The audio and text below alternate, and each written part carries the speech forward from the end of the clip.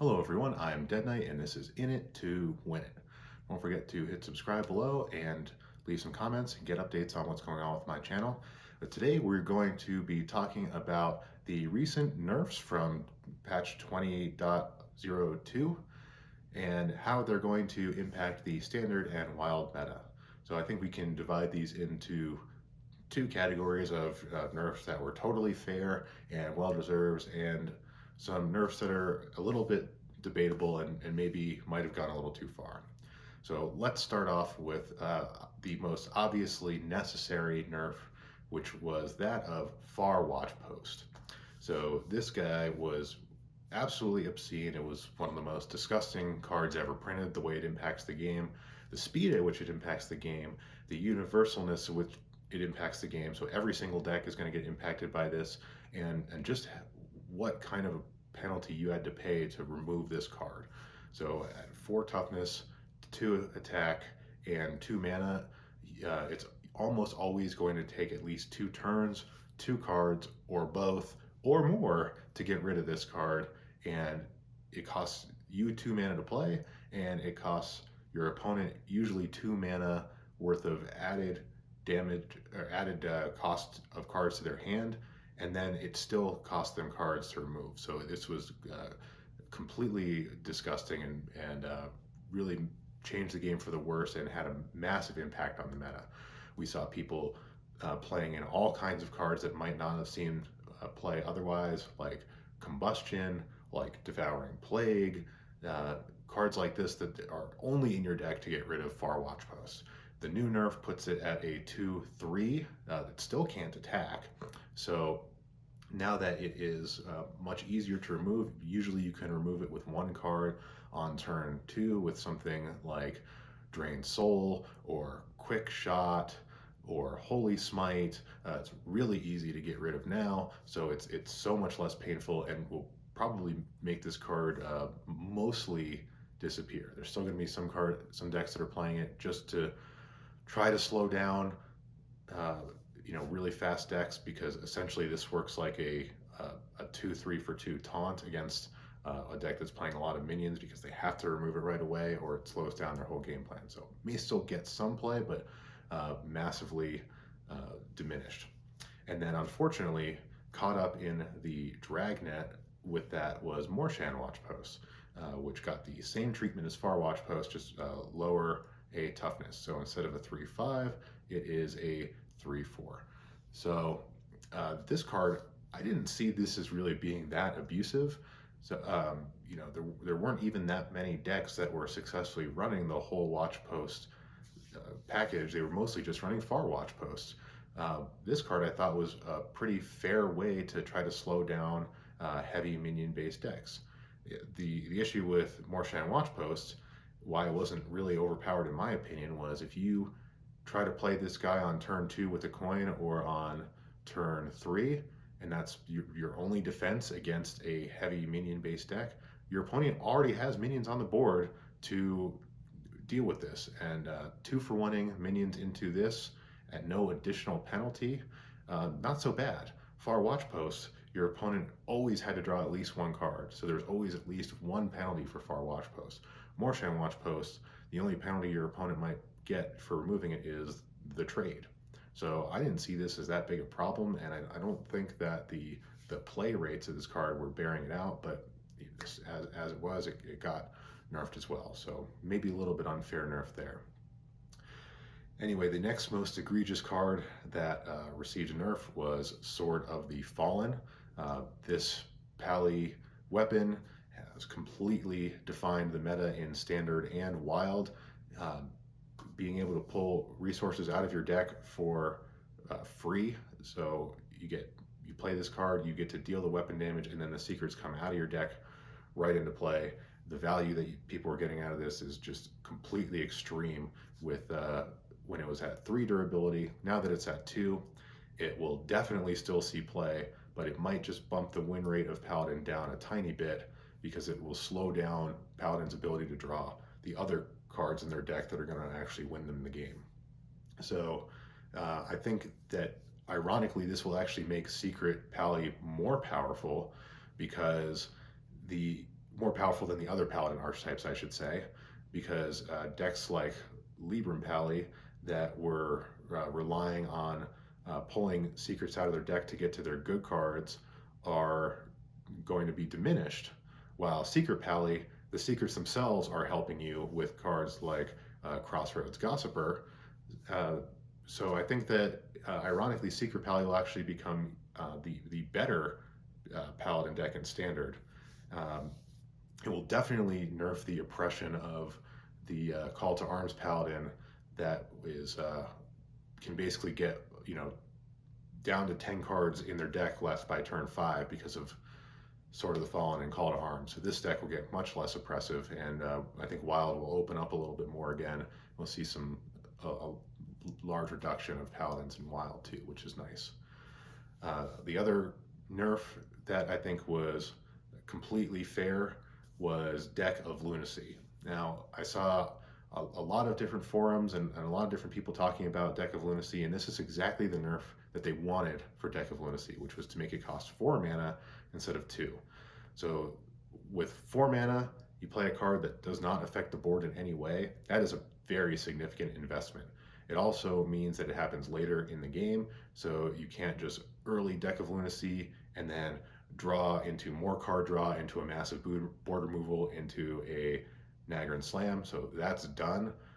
Now you have to, if you're going to play Deck of Lunacy at all, which I think most people are just going to cut it entirely, you have to fight for the board, hopefully play an Incanter's Flow, then invest a crucial turn in Deck of Lunacy, and then you have a lot more ground to make up while your opponent is playing heavy mid-game cards like Ogre Mancer that can really screw up your day. It'll be a lot harder to bounce back if you invest in Deck of Lunacy now.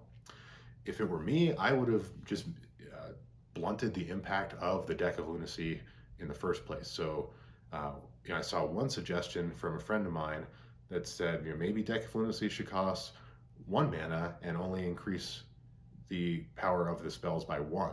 So your 3 mana spells become 4 mana spells instead of 6. So that makes it so that you're playing with a totally random deck it's definitely sped up, but it's not just completely out of control.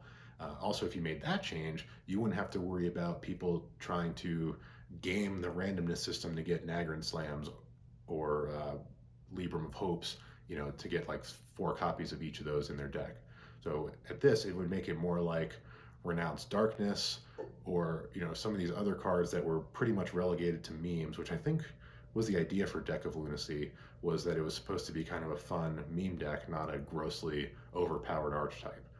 So I would have probably made it 1 mana spell that bumps your spells up by 1, or a 2 mana spell that bumps your spells up by 2, but even then you get into people gaming it for Librams of Hope. But anyway, maybe a little too far, but absolutely a necessary nerf. And then the next card we're going to discuss for nerfs, which again I think is fair, is Flinger. So Flinger was turning into a win condition for a lot of decks. It was one of the key win conditions for Libram Paladin.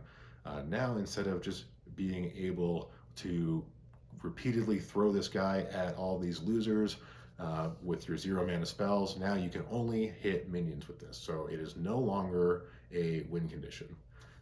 I think that this completely neuters this card. You may see decks running 1 Flinger if they are a little slow and need some help with board control, but even then, wasting mana on dealing 1 damage to a minion when you're trying to go off by playing a ton of spells isn't that great a proposition. So you may see Libram Pallies still running 1 of these just to help out with the board clear while they're setting up with their other cards, but I think you probably might see some people go back to pure Paladin now. The only cards that I was running in my Libram Pally deck that were not Pally cards was 2 Flingers and a Kazakus Golem Shaper. So now maybe I'll just run Cariel Rome, High Exarch, Urel, and 1 other Pally card, like maybe a Hammer of the Naru or something on the high end, to try to make up for that Flinger damage that I'll be missing. But yeah, this is completely neuters the card. That said, it was probably necessary. Penflinger was one of the most frustrating cards to play against. There wasn't anything you could do about the damage, and abusing free spells is something that a lot of players uh, have fun doing but hate playing against. It's just not really enjoyable to watch your opponent take extremely long turns and ping you to the face with no way to stop it. So sad to see Penflinger go, but absolutely necessary. Finally, the last nerf, which I think was a little bit overboard, was that of Jandice Barov. Jandice Barov was a 5 mana card and is now a 6 mana card. It's a 2/1. It creates 2 random 5-cost minions, and one of those minions dies the first time it takes damage. So the reason why I don't like this nerf is because it's not how good Jandice is, it's how good the cards around it are. So Jandice is a victim of the rotation. So we rotated out a lot of bad cards. So now the majority of the 5-drop pool is good. But I think it's a little bit unfair that Jandice is a victim of that circumstance. Firstly, any spread damage, like School Spirits or Heart of Cthulhu, or even Penflinger, the newly nerfed Penflinger can still very effectively deal with Jandice. The issue again with Jandice is playing Jandice multiple times with Shadow Step in the same turn. So again, not Jandice's fault, that's Shadow Step's fault. And the fact that there's pretty much the only bad roll on this is Blood Herald, which is just a 1/1. But otherwise, for 5 mana, you get a 2/1, which is pretty useless. A minion that dies with 1 damage to it, which is a gamble, and then a 5-cost minion. So you were paying 5 mana and getting 1 good 5-cost minion, 1 weak 5-cost minion that can be killed, and it was relying on the mind game to get value out of that second minion. But again, not Jandice's fault that the card pool is so good. I would have liked to have seen them, stick with this. I hope that when the card pool expands, they might revert that nerf back like they've reverted some other nerfs. But I think Jandice was a little bit unfair there. So in totality, what are we going to see from these nerfs? So firstly, Rogue lost its premier win conditions with Penflinger and the nerf of Jandice. So Rogue is almost certainly still going to run Jandice, but it's going to need some new tools to close out games, I would expect. So you may see Rogue get greatly diminished play, may switch to Poison Rogue, or otherwise Weapon or Aggro Rogue might make a comeback here. I would expect No Minion Mage to probably just cut Deck of Lunacy altogether. This deck is still really competitive without Deck of Lunacy, so may again decrease the representation of No Minion Mage, but you'll still see it around. Libram Pally will take a pretty big hit or need to completely change altogether. It'll either go pure to play some high Exarch Yrel, or might just fall to the wayside completely and have Secret Pally take over. Anyway, those are the 3 main decks that are getting nerfed, and if you've been playing Standard at all, that was pretty much almost all you were playing against. So with those decks diminished, we're going to see probably a lot more Hunter, which is starting to make a comeback now. Seeing a lot of people running Trampling Rhino and some aggressive Hunter decks. We're going to see my personal favorite deck, which I piloted to Legend and Standard, which is the Control Warlock, running Ticketus, because as more control builds start to arise without some of these oppressive Far Watch Post decks, Ticketus is going to be dominant against other control decks.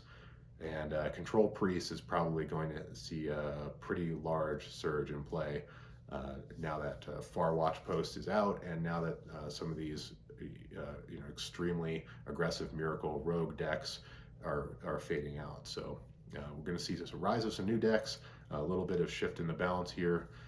Wild is going to open up a little more now that Pally will get a little less oppressive, but it's going to be really interesting times, even if some of these nerfs might be a little overboard. So what do you think of the nerfs? Did they go too far, not far enough? Any cards that they left out? And how are you seeing the Standard and Wild meta is changing after these nerfs. Please leave a respectful comment below. Don't forget to subscribe and tune in next time.